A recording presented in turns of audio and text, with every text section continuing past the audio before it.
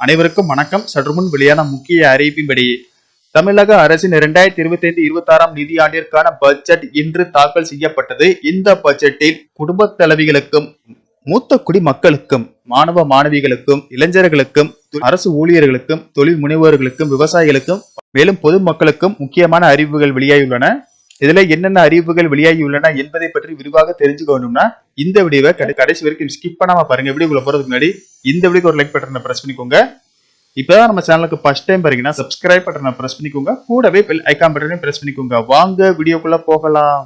தமிழக அரசின் 2025-26 நிதியாண்டுக்கான நிதிநிலை அறிக்கையை நிதி அமைச்சர் தங்கம் தென்னரசு இன்று தாக்கல் செய்தார். இதில் முக்கியமான அறிவிப்புகள் வெளியாகியுள்ளன. அதன்படி அரசு பள்ளிகளில் உள்கட்டமைப்புகளை மேற்கொள்ள 1000 கோடி ரூபாய் ஒதுக்கீடு செய்யப்படும். 50 கோடியில் 500 அரசு பள்ளிகளில் உயர்கல்வி குறித்து விழிப்புணர்வு பயிற்சி அளிக்கப்படும்.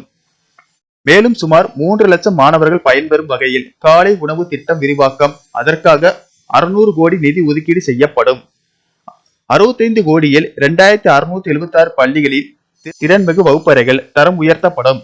56 கோடியில் 880 உயர் தொழில்நுட்ப ஆய்வகங்கள் தரம் உயர்த்தப்படும்.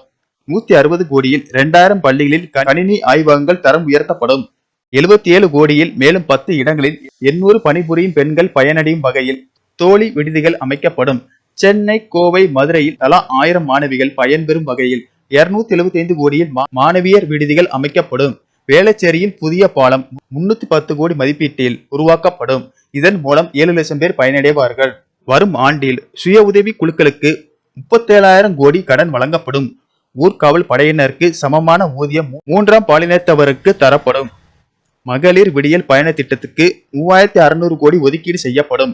வரும் நிதியாண்டில் 10,000 புதிய மகளிர் சுய உதவி குழுக்கள் அமைக்கப்படும். சென்னைக்கு அருகே 2000 ஏக்கர் பரப்பளவில் ஒருங்கிணைந்த புதிய நகரம் உருவாக்கப்படும். மெட்ரோ வசதி, பேருந்துகள், சாலை வசதிகள் உள்ளிட்டவை உருவாக்கப்படும். நகர்ப்புற சதுக்கங்கள், பூங்காக்கள் போன்ற கட்டமைப்பு வசதிகள் புதிய நகரில் அமையும். 6668 கோடியில் 7 மாவட்டங்களில் புதிய கூட்டு குடிநீர் திட்டங்கள். முதலமைச்சரின் கிராம சாலைகள் மேம்பாட்டு திட்டம் 6100 கிலோமீட்டர் நீளம் அமைக்கப்படும். இதற்காக 2200 கோடி ஒதுக்கீடு செய்யப்படும். கலைஞர் கனவு இல்லம் 3500 கோடி ஊரக பகுதியில் 1 லட்சம் புதிய வீடுகள் கட்டி தரப்படும். ரூபாய் 675 கோடியில் 102 கூட்டு குடிநீர் திட்ட பணிகள் செய்து தரப்படும். கோவை உள்ளிட்ட 8 மாவட்டங்களில் அகழ்வாராய்ச்சி நடைபெறும். ஆண்டுதோறும் உலக தமிழ் ஒலிம்பியாட் போட்டி நடத்தப்படும். உலக தமிழ் ஒலிம்பியாட்டுக்கு 1 கோடி பரிசு தொகை அளிக்கப்படும். ஊரக பகுதிகளில் 3500 கோடியில் 1 லட்சம் புதிய வீடுகள் கட்டி தரப்படும். ஊரக பகுதிகளில் மிகவும் பழுதடைந்த வீடுகளுக்கு பதில் புதிய வீடுகள் கட்டி தரப்படும். சீரமைக்க இயலாத வீடுகளுக்கு பதிலாக புதிய வீடுகள் ரூபாய் 600 கோடியில் 25,000 வீடுகள் கட்டி தரப்படும். ஈரோடு மாவட்டம் நொய்யல், ராமநாதபுரம், நாவாய் பகுதிகளில் அருங்காட்சியகங்கள் அமைக்கப்படும். நொய்யல் பகுதியில் 22 கோடியில் அருங்காட்சியம் அமைக்கப்படும். 2329 கிராமங்களில் 1877 கோடியில் பணிகள் மேற்கொள்ளப்படும்.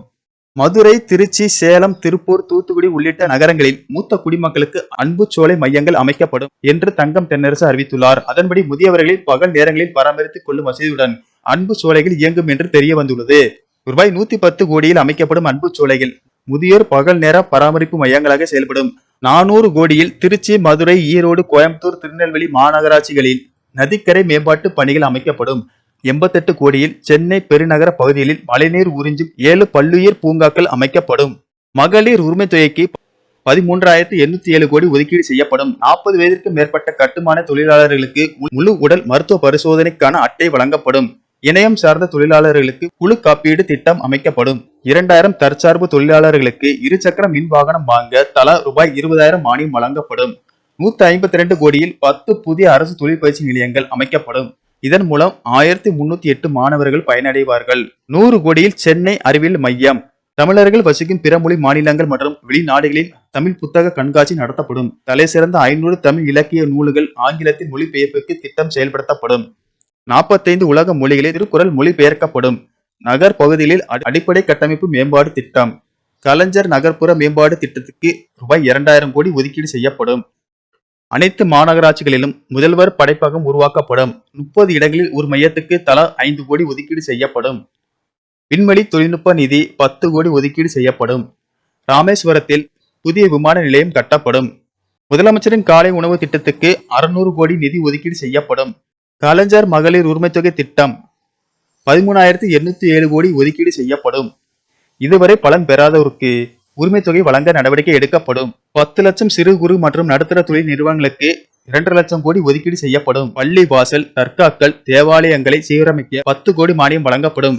1000 ஆண்டு பழமையான கோயில்களில் பணி மேற்கொள்ள 125 கோடி ஒதுக்கீடு செய்யப்படும். 40,000 அரசு பணியிடங்கள் நிரப்பப்படும். வங்கிக் கடன் பெற அரசு ஊழியர்களுக்கு சலுகை வழங்கப்படும்.